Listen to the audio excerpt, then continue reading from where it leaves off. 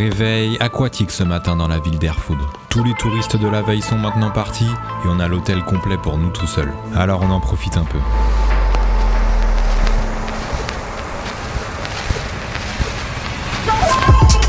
Aujourd'hui, cap sur Merzouga, autrement dit, les portes du désert du Sahara. On n'a qu'une 50aine de kilomètres à faire, du coup on en profite pour que Balou aille changer son pneu dans un garage. Ça lui fera un truc de moins à transporter et un peu plus de grip pour la suite de nos aventures. Merci beaucoup, avec plaisir, merci beaucoup. Merci, au revoir, à la prochaine, merci. Comme je te disais précédemment, on n'a qu'une 50aine de kilomètres à faire. Mais le problème, c'est qu'une tempête semble se lever et qu'un mur de sable est en train de se dresser devant nous. Les jours de tempête, il n'est pas rare de retrouver les routes partiellement ou complètement recouvertes de sable. Et pour couronner le tout, on assiste à la formation de quelques tornades. Le vent latéral auquel on fait face déporte souvent les motos sur la voie d'en face. Je suis passé pas loin de l'accident avec cette connerie. Ça devient difficile de progresser dans ces conditions. On va faire une pause. Oh le merdier mon gars. T'as vu les tornades et tout? Et il y en a une, elle arrivait sur nous, vénère hein. Ça me brûle l'intérieur du nez. Ouais terrasse, je suis chaud. J'espère que la météo va quand même finir par s'améliorer. Ou en tout cas que la tempête se calme. Petit tagine au poulet histoire de se mettre bien. Et c'est reparti. On arrive enfin à Merzouga. On y est. Cette ville est réputée pour avoir les plus hautes dunes de sable du Maroc. C'est également ici que de nombreux pilotes de rallye raid viennent s'entraîner chaque année. On prend quelques infos pour la suite du tracé de demain auprès de certains locaux et on va essayer de trouver un riad pour dormir ce soir. Tu sais qu'on part pour une connerie là. On part pour fête. Bah ouais mais bon. On est là, on est obligé de la faire. Je suis pas venu là pour... Bon, tu te doutes bien qu'on n'est pas venu là juste pour regarder les dunes. On va essayer de rouler dessus. On dégage les affaires de la moto, on fait la pression des pneus, on descend à 0,8 bar et on attaque ça.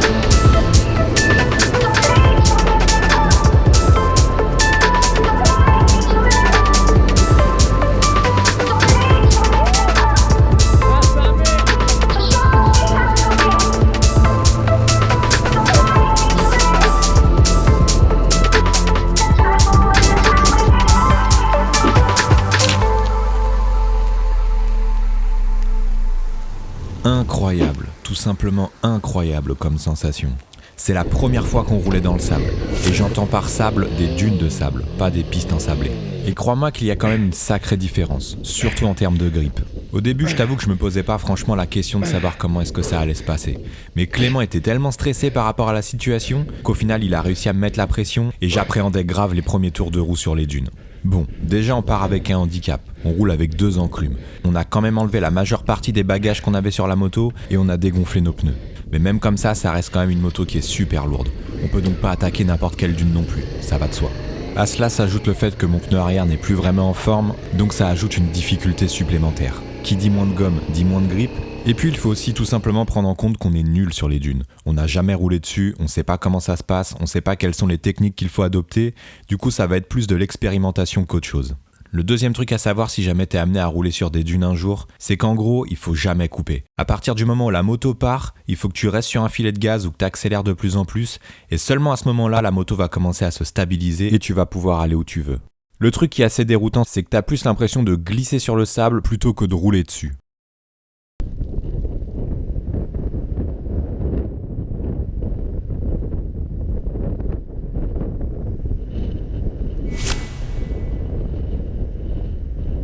Franchement, si vous n'avez jamais vu de désert, moi j'en avais déjà vu un il y a longtemps. Faut le voir au moins une fois Et si vous pouvez venir rouler ici, franchement faites-le parce que il n'y a pas de mots, c'est magnifique.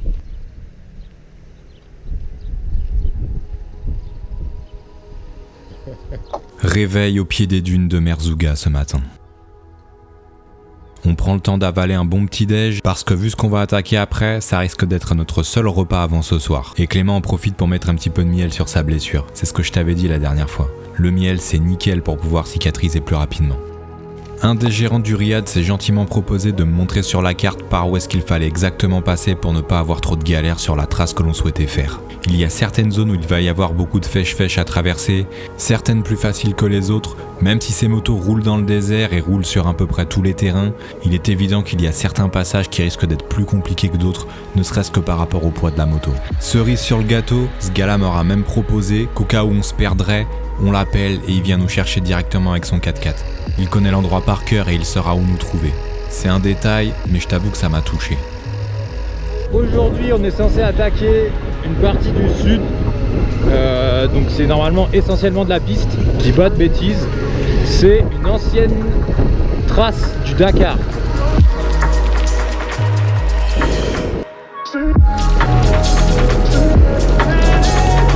Malgré les explications de notre ami au riad, une fois sur le terrain, on galère pas mal à trouver la bonne route. Enfin, c'est pas qu'on galère, mais disons qu'on veut être sûr du chemin qu'on prend. On veut pas se trouver à nouveau tanké dans le désert bêtement, si tu vois ce que je veux dire.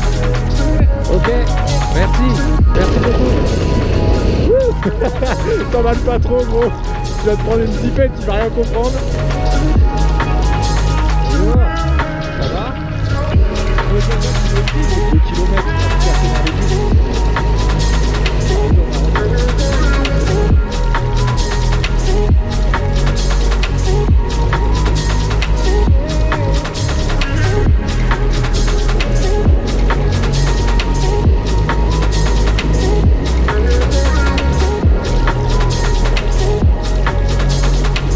Comme je te le disais, une partie de la trace que nous allons emprunter aujourd'hui a longtemps été au menu du Paris-Dakar. Il faut savoir que cette mythique course de rallye raid est passée pour la première fois au Maroc en 1993. Mais ce n'est qu'en 98, en 2001 et en 2002 que cette partie a exactement été empruntée par ces pilotes. Le but était ensuite de descendre bien plus bas afin de rejoindre la Mauritanie. La course a continué de passer au Maroc, parfois par intermittence jusqu'en 2008, avant de finir par s'exporter en Amérique du Sud.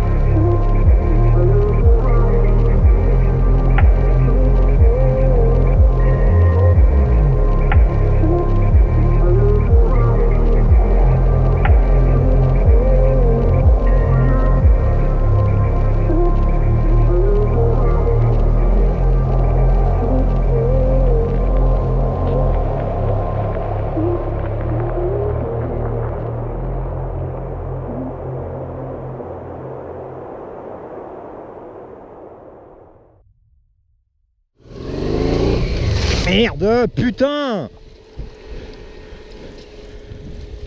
Putain, mais là où il faut pas, quoi. C'est quoi, c'est des melons? Des barres? J'ai pas accès au crash. J'ai accès à rien du tout pour la lever. Finalement, le vent s'est vite calmé. Même si celui-ci souffle encore pas mal, ça n'a rien à voir avec ce que c'était ce matin ou encore hier. Mais on doit cependant faire face à un nouveau problème, la chaleur.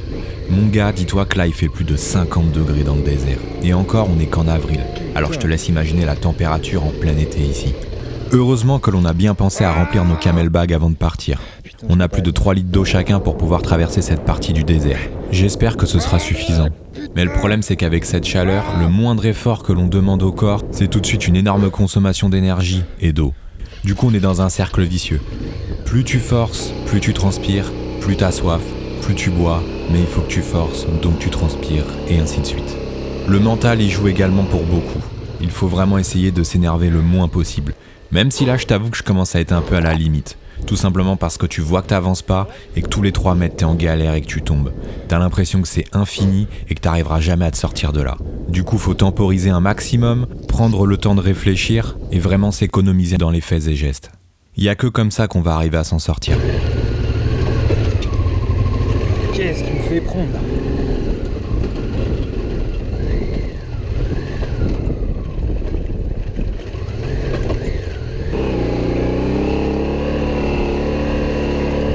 Putain, mais fais chier!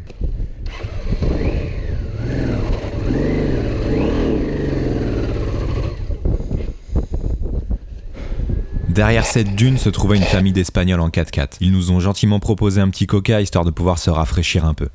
Le gérant du riad de ce matin me disait qu'à cet endroit précis, il fallait viser l'espèce d'entonnoir entre les deux montagnes. C'est la partie que tu vois en face. Le truc, c'est qu'on a 2 chemins pour pouvoir y aller. Soit on passe à droite, soit on passe à gauche.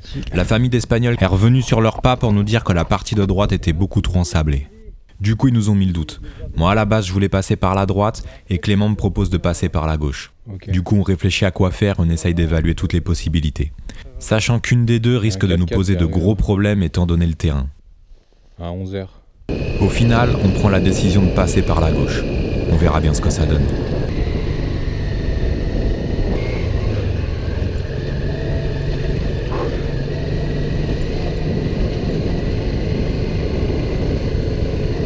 Je me suis retourné dans le sable et mon pied est resté coincé sous la moto. La crash bar me bloque complètement la malléole et j'arrive pas à dégager mon pied. Heureusement qu'on est 2 et que Clément a entendu mon klaxon.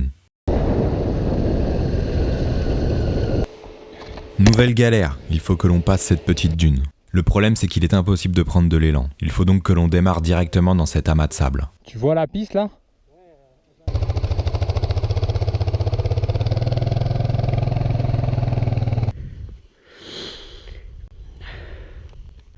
Une fois que t'es dans le virage en quille, et dès que t'es sur le plat de l'autre côté, tu viens me chercher. Là, il faut que je t'avoue un truc. C'est la première fois que je sens mon corps qui est en train de me lâcher. Vraiment. C'est-à-dire que, mentalement, je sais que je peux le faire, mais physiquement, j'ai l'impression que le truc, il veut plus y aller. Du coup, je voulais boire un petit coup de flotte, histoire de me rafraîchir un petit peu. Mais au moment de pomper sur le camelbag, plus rien. Il est vide. J'ai plus une seule goutte d'eau. Quand j'ai percuté ça, je dois t'avouer que j'ai eu un petit moment d'angoisse. Pas longtemps, mais juste de quoi me faire douter.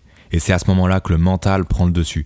Il faut que tu te dises que tu vas y arriver, et il faut que tu te dises que tout va bien se passer. Du coup, tu te poses, tu prends le temps de travailler ta respiration, t'élimines tous les doutes et toute la négativité que tu peux avoir en tête, et tu cherches une solution au problème. Putain là, j'ai les nerfs.